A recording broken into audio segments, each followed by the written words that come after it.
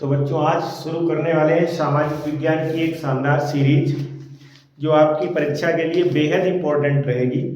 तो समझेंगे एक एक क्वेश्चन को बेहद डिटेल से। आज ये आपका पेपर है बोर्ड एग्जाम का, इसमें भी प्री बोर्ड एग्जाम वाला, तो इसी वजह से मैंने इन क्वेश्चनों को सिलेक्टेड किया है यहाँ पर।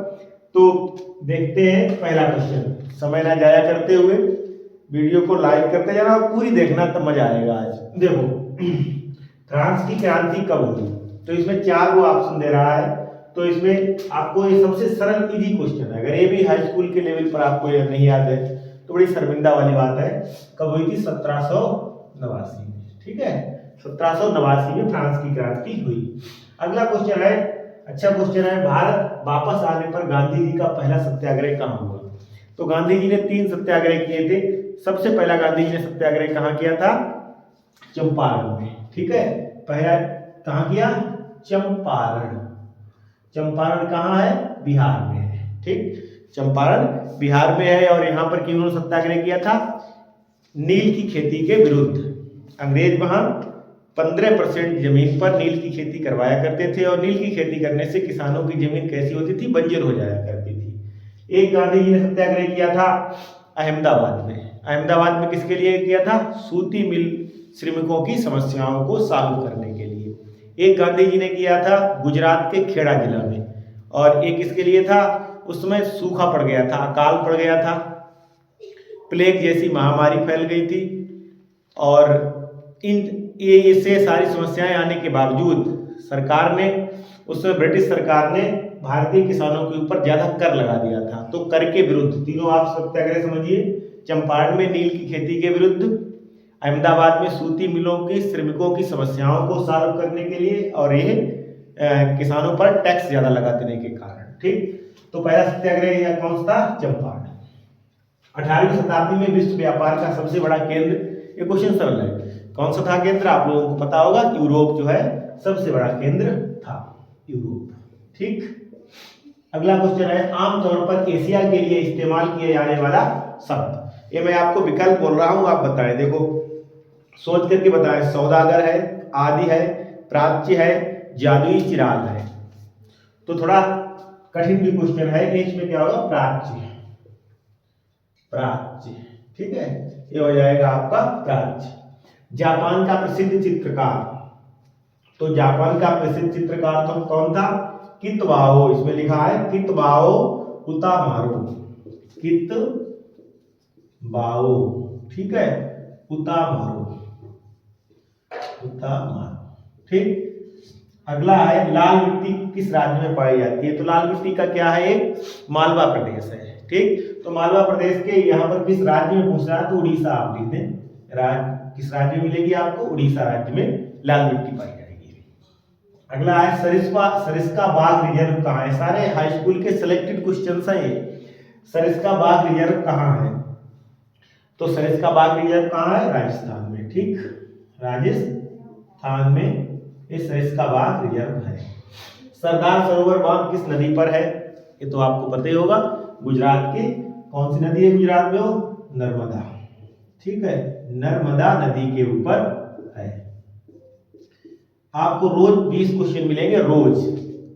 ये बहुविकल्पीय प्रश्न जो होंगे, आपको रोज बहुविकल्पीय प्रश्नों की एक सीरीज चलेगी जो आपको रोज इतने क्वेश्चन मिलेंगे। और रोज देखें, खरीफ की फसलें।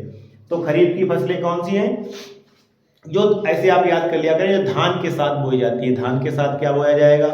धान के साथ देखिए ज्वार बोई जाएगी, मक्का बोई जाएगी, और क्या बोया जाएगा?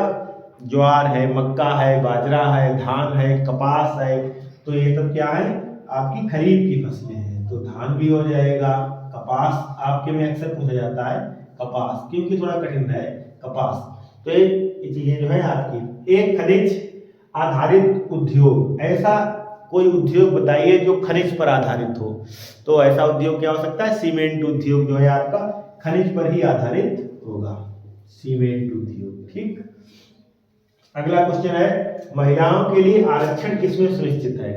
तो 1992 में एक संशोधित कानून आया था, तो उसमें महिलाओं के लिए किसमें था?